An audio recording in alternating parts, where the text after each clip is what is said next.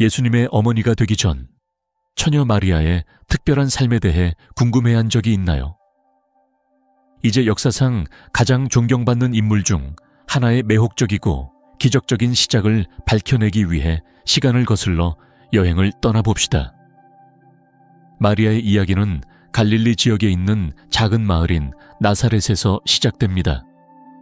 전통에 따르면 그녀의 부모인 요아킴과 한나는 신실하고 의로운 사람들이었지만 오랫동안 자녀를 가질 수 없다는 슬픔을 겪었습니다.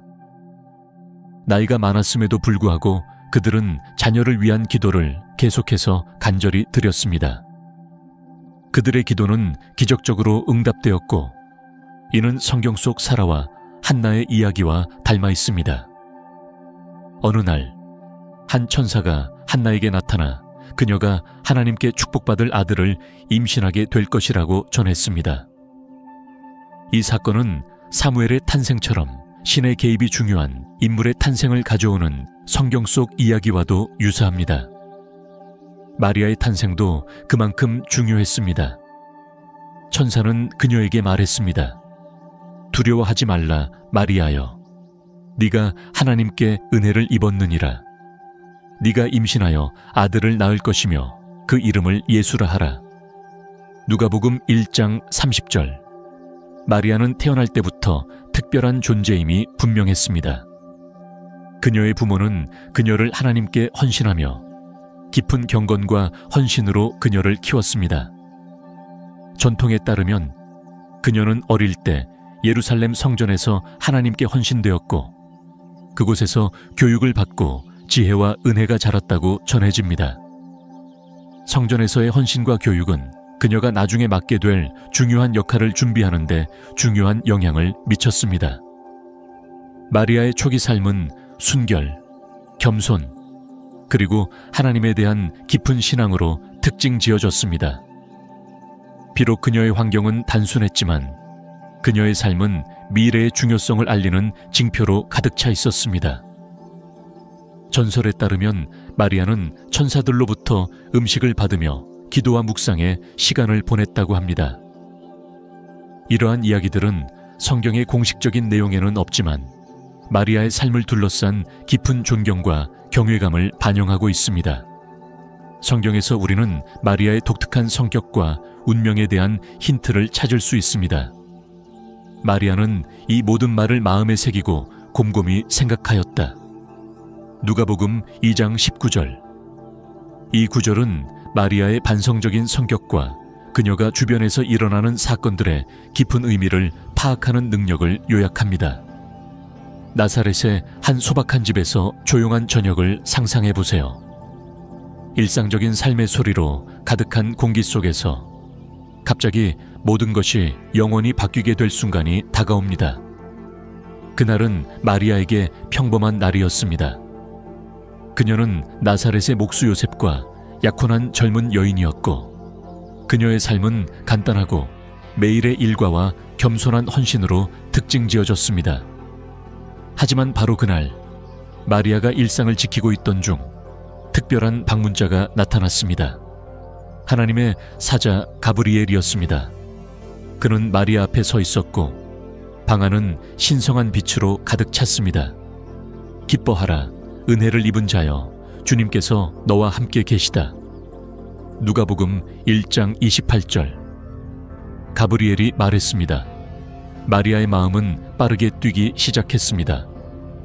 그녀는 자신의 마음을 사로잡은 천사의 말에 혼란스러워하며 왜 자신과 같은 나사렛의 겸손한 처녀가 그런 말을 들을 수 있는지 이해할 수 없었습니다. 마리아의 두려움을 본 가브리엘은 그녀를 부드럽게 안심시키며 말했습니다. 두려워하지 말라, 마리아여. 네가 하나님께 은혜를 입었느니라. 네가 임신하여 아들을 낳을 것이며 그 이름을 예수라 하라. 이 메시지의 중요성은 엄청났습니다. 마리아는 세상 구세주이자 오랫동안 기다려온 메시아의 어머니가 될 예정이었습니다. 그러나 어떻게 그럴 수 있을까요? 마리아는 나는 처녀인데 어떻게 이런 일이 있을 수 있겠습니까? 라고 물었습니다. 그녀의 질문은 의심이 아니라 순수하고 놀라움에서 나온 것이었습니다. 가브리엘은 설명했습니다. 성령이 너에게 임하고 지극히 높으신 이의 능력이 너를 덮을 것이니 그러므로 나실자가 거룩하다고 불릴 것이다. 천사의 메시지는 계속해서 펼쳐지며 하나님의 신성한 계획을 드러냈습니다. 가브리엘은 마리아에게 그녀의 친척 엘리사벳이 나이가 많음에도 불구하고 기적적으로 아이를 임신했다는 소식을 전했습니다. 하나님께서 하신 말씀은 결코 실패하지 않는다. 고 그는 확언했습니다. 이 말은 하나님의 능력과 신실함에 대한 영원한 진리를 울려 퍼지게 하며 마리아에게 그녀의 사명이 신성한 것임을 확신시켰습니다. 깊은 믿음과 겸손의 순간 마리아는 나는 주님의 종입니다. 주님의 말씀이 이루어지기를 바랍니다. 라고 대답했습니다. 이 간단하지만 강력한 말로 마리아는 신성한 부름을 받아들이며 앞으로 다가올 도전과 불확실함을 충분히 인식하고 있었습니다. 그녀의 하나님의 뜻에 대한 순종은 고대의 예언들이 이루어지는 시작을 알렸고 예수 그리스도의 탄생으로 이어지는 사건들을 이끌어냈습니다. 마리아의 삶은 천사 가브리엘의 방문 이후로 전례 없는 전환점을 맞이했습니다. 그녀는 믿음과 용기로 가득 찬 마음으로 구세주의 어머니라는 역할을 받아들였습니다. 예수께서 성장하면서 어머니와 아들 사이에 유대도 함께 깊어졌고 그들의 여정의 각 단계는 신성한 목적과 인간의 인내를 반영했습니다. 마리아가 중요한 역할을 맡았음을 처음으로 공적으로 보여준 사건은 가나의 결혼식에서였습니다. 손님들이 축하의 시간을 즐기고 있을 때 문제가 발생했습니다. 바로 포도주가 다 떨어진 것이었습니다. 마리아는 주최 측에 당황할 상황을 알게 되어 예수님께 다가갔습니다. 포도주가 없어요. 그녀는 예수께 알렸습니다. 이 말은 단순한 진술이 아니었습니다. 그것은 조용하지만 확신에 찬 예수님의 개입을 요청하는 말이었습니다. 예수님은 여자여, 나와 무슨 상관이 있습니까? 내 때가 아직 이르지 않았습니다. 라고 답하셨습니다. 그럼에도 불구하고 마리아는 하인들에게 그가 너희에게 말하는 대로 하라. 고 지시했습니다. 예수님의 능력에 대한 마리아의 믿음과 예수님의 사명에 대한 그녀의 이해는 확고했습니다. 예수님은 그녀의 요청을 존중하여 물을 포도주로 바꾸시며 첫 번째 기적을 행하셨습니다. 이 행위는 주인공이 당황스러움을 피할 수 있도록 도운 것뿐만 아니라 예수님의 신성한 본성을 드러내며 그분의 공적인 사역을 시작하는 계기가 되었습니다. 예수님이 사역을 시작하면서 마리아의 존재와 영향력은 계속해서 느껴졌습니다. 여성이 종종 2차적인 역할을 했던 사회에서 마리아의 능동적인 참여와 지원은 예외적이었습니다. 그녀는 아들이 병을 고치고 악귀를 쫓아내며 권위 있게 사람들에게 가르치는 모습을 지켜보았습니다. 그녀는 예수님의 인기가 커져가는 것과 종교 지도자들의 불가피한 반대도 목격했습니다. 마르코 복음서에서 마리아의 역할을 강조하는 한 장면이 있습니다. 예수님이 사람들에게 가르침을 전하고 있을 때 그의 가족은 예수님의 안위를 염려하며 그와 이야기를 나누려고 했습니다. 이를 들은 예수님은 누가 내 어머니이고 내 형제들이냐? 라고 물으셨습니다. 그 후 예수님은 자신을 둘러싼 사람들을 가리키며 여기 내 어머니와 내 형제들이 있다. 하나님의 뜻을 행하는 사람이 내 형제요, 자매요, 어머니이다. 라고 말씀하셨습니다.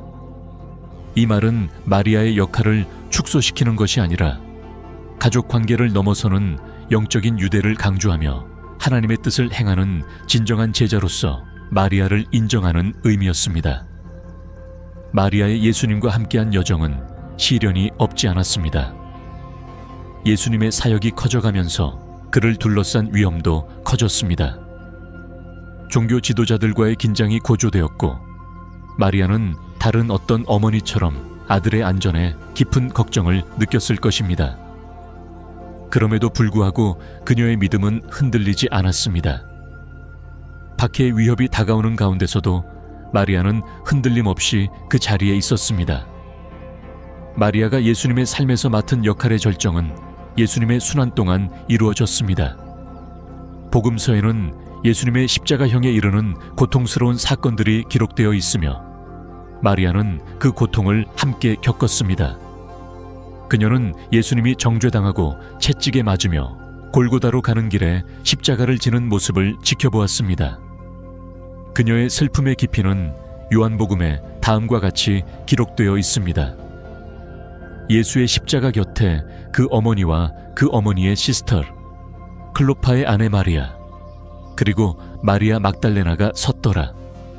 요한복음 19-25. 예수님의 마지막 행위 중 하나에서 예수님은 마리아의 지속적인 존재와 사랑을 인정하셨습니다.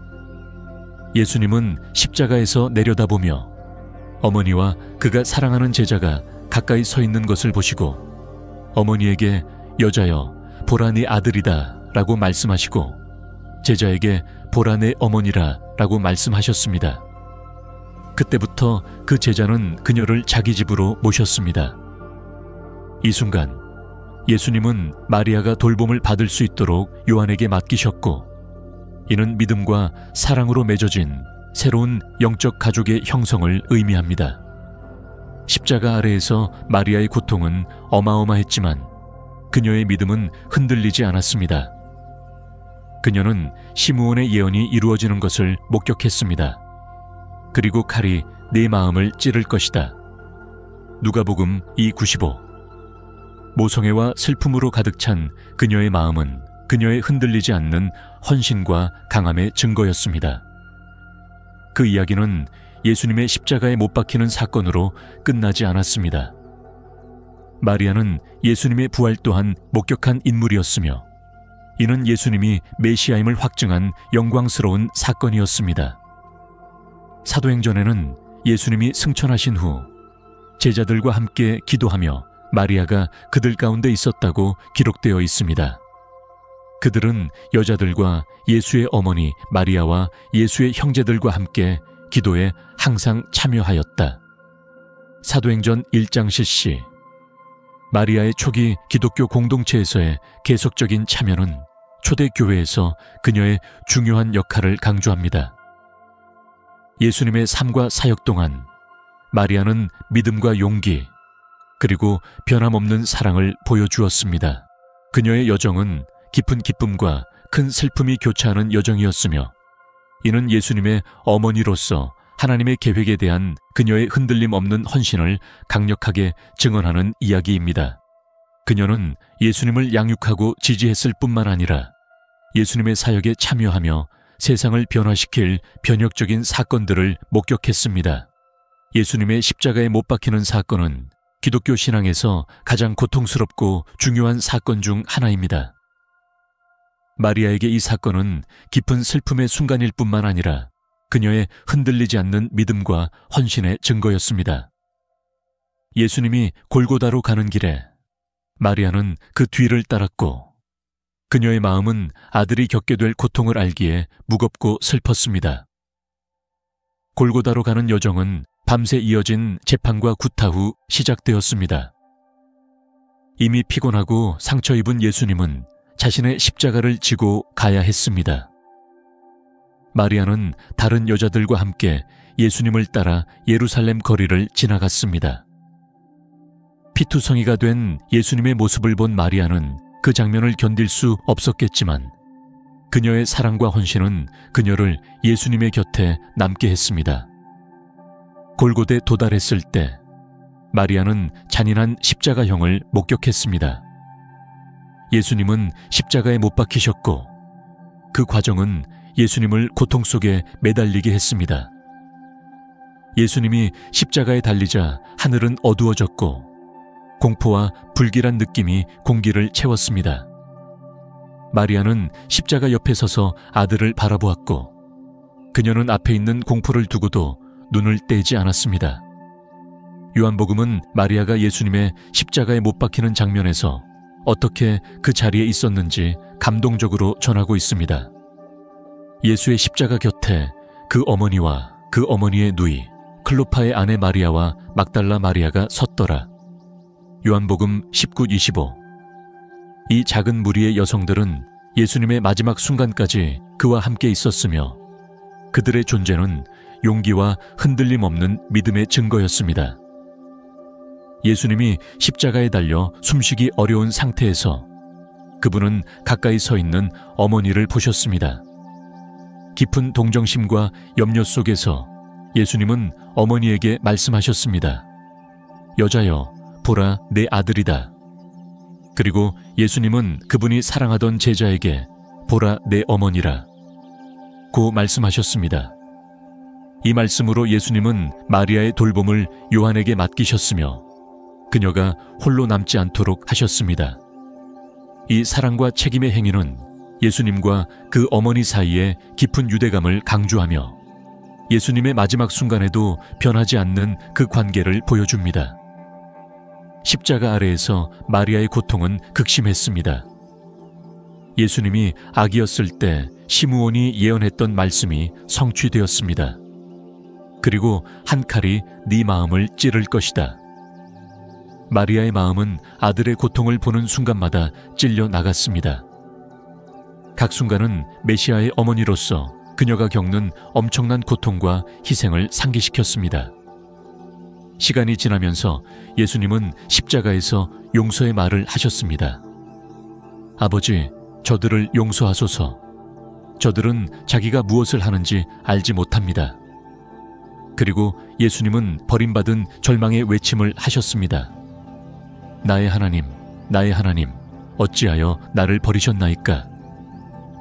예수님의 각 말씀과 순간은 마리아의 슬픔을 깊게 했지만 그녀는 그 고통의 목격자로서 조용히 그 자리에 있었습니다. 마지막 순간이 다가오자 예수님은 다 이루었다 고 선언하셨습니다. 이 말씀은 예수님이 자신의 사역을 마치고 예언을 성취하며 새로운 언약을 세운 것을 의미했습니다. 마리아는 십자가 앞에 서서 이 순간의 중요성을 이해했지만 그녀의 마음은 슬픔으로 찢어졌습니다. 결국 예수님은 아버지, 내 영혼을 아버지 손에 맡깁니다. 라는 마지막 말씀을 하시고 숨을 거두셨습니다. 그 순간 땅이 흔들리고 성전의 휘장이 찢어지고 어둠이 땅을 덮었습니다. 마리아에게 세상은 무너져 내리는 듯 보였습니다. 그녀가 양육하고 사랑하며 따랐던 아들이 떠났습니다. 예수님의 죽음 후 그분의 몸은 십자가에서 내려졌습니다. 마리아는 요한과 다른 사람들과 함께 예수님의 시체를 장례 준비하는 엄숙한 일에 참여했습니다. 그들은 예수님을 무덤에 모셨고 그분을 세마포로 싸고 향료를 발랐습니다. 이 마지막 사랑과 돌봄의 행위는 깊은 슬픔과 경외의 순간이었습니다. 십자가 사건 이후의 나날은 슬픔과 불확실성으로 가득 차 있었습니다. 마리아와 제자들은 예수님께서 말씀하신 부활의 약속이 이루어지기를 기다렸습니다. 그들의 믿음은 시험을 받았고 마음은 슬픔으로 무거웠지만 마리아는 신자들 가운데서 굳건히 자리를 지켰고 그로 인해 그녀의 흔들리지 않는 믿음과 희망이 더욱 돋보였습니다. 셋째 날, 예수님의 부활 소식은 기쁨과 희망의 새로운 새벽을 가져왔습니다. 마리아는 그 놀라운 소식을 들은 사람들 중 하나였습니다. 그분은 여기에 계시지 않습니다. 그분은 말씀하신 대로 부활하셨습니다. 부활은 예수님의 신성을 확증하고 그분의 가르침의 진실성을 증명하며 마리아와 초기 기독교 공동체에게 위로와 힘을 주었습니다. 마리아의 후녀는 조용한 헌신과 기도로 보냈습니다. 전통에 따르면 그녀는 예수님께서 자신의 돌봄을 맡긴 사도 요한과 함께 살았습니다. 그들 사이의 유대는 상호 존중과 깊은 영적 연결로 이루어졌습니다. 요한복음은 이 관계를 언급하면서 그때부터 그 제자는 그녀를 자기 집으로 데려갔다고 기록하고 있습니다. 마리아가 나이가 들어감에 따라 그녀의 삶은 흔들리지 않는 믿음과 깊은 겸손의 증거로 남았습니다. 그녀는 자신이 목격한 신비와 아들의 신성한 사명을 계속해서 깊이 묵상했습니다. 누가복음은 그녀의 묵상적인 성격을 잘 보여줍니다. 그러나 마리아는 이 모든 일을 마음에 간직하고 곰곰이 생각했다. 마리아의 지상, 생애의 끝은 풍부한 전통과 존경으로 둘러싸여 있습니다. 신약 성경에는 그녀의 죽음에 대한 명시적인 설명은 없지만 초기 기독교 문헌과 교회 전통은 이 중요한 사건에 대한 통찰을 제공합니다. 전통에 따르면 마리아는 에베소에서 마지막 날들을 보냈습니다. 이 도시는 요한이 기독교 공동체를 세운 곳입니다. 마리아의 지상 생애가 끝나갈 때 다양한 지역에 흩어져 있던 사도들이 기적적으로 그녀와 함께 모였습니다. 이 사도들의 모임은 마리아에 대한 그들의 존경과 사랑을 강조하며 그녀의 신성한 계획에서의 독특한 역할을 인식한 것입니다. 사도들이 그녀에게 모였다는 믿음은 초기 기독교 공동체가 마리아에 대해 지닌 깊은 존경과 그녀의 마지막 순간들을 신의 계획대로 이끌어간 신성한 조율을 증명하는 것입니다. 전통에 따르면 마리아는 평화로운 잠에 빠졌다고 전해집니다. 이는 성인들의 죽음을 설명할 때 자주 사용되는 용어입니다. 동방 정교회에서는 이를 잠드심이라고 부르며 이는 이 세상을 떠나는 고요하고 신성한 삶의 마무리를 의미합니다. 마리아가 평화롭게 안식에 들어가자 사도들은 기도하고 찬송가를 부르며 그녀를 존경과 신성한 분위기 속에 둘러싸았습니다. 마리아의 죽음에서 가장 극적이고 기적적인 측면은 그녀가 하늘로 승천한 것으로 믿어지는 것입니다. 전통에 따르면 마리아의 시체는 죽음 후 천사들에 의해 하늘로 올려졌다고 전해집니다. 몸과 영혼이 함께. 이 사건은 승천으로 알려져 있으며 전 세계 기독교인들은 이를 마리아가 구속 역사에서 차지하는 독특한 위치를 나타내는 증거로 기념합니다. 승천은 성경에 직접적으로 설명되지 않지만 그 중요성은 기독교 신학과 전통에 깊이 뿌리를 두고 있습니다. 마리아의 승천에 대한 믿음은 그녀의 무죄한 본성과 하나님의 뜻과의 완전한 일치를 반영합니다. 요한계시록 12장 1, 절은 종종 마리아와 관련된 상징적 표현을 제공합니다. 하늘에 큰 이적이 나타나니 해로 옷을 입고 달을 발 아래 두며 머리에 12별의 관을 쓴 여자가 있더라. 이 구절의 이미지는 많은 이들이 메시아를 낳은 여인으로 해석하는 마리아를 가리킨다고 믿습니다. 이 구절은 마리아의 고귀한 위치와 신성한 계획에서 그녀의 역할을 강조합니다.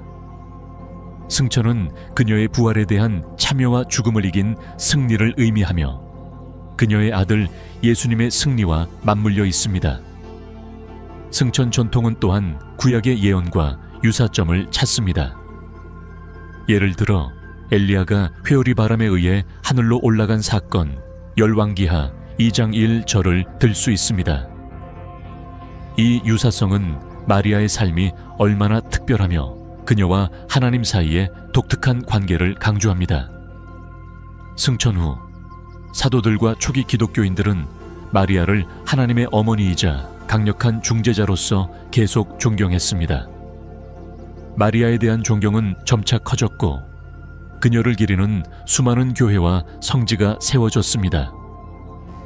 마리아의 삶과 승천은 수많은 신자들에게 신앙을 심화시키고 필요할 때 그녀의 중재를 구하게 만들었습니다. 8월 15일에 기념되는 승천 대축일은 기독교 전례력에서 중요한 기념일입니다. 이날은 기쁨과 묵상의 날로 마리아의 하늘로의 승천을 기념합니다.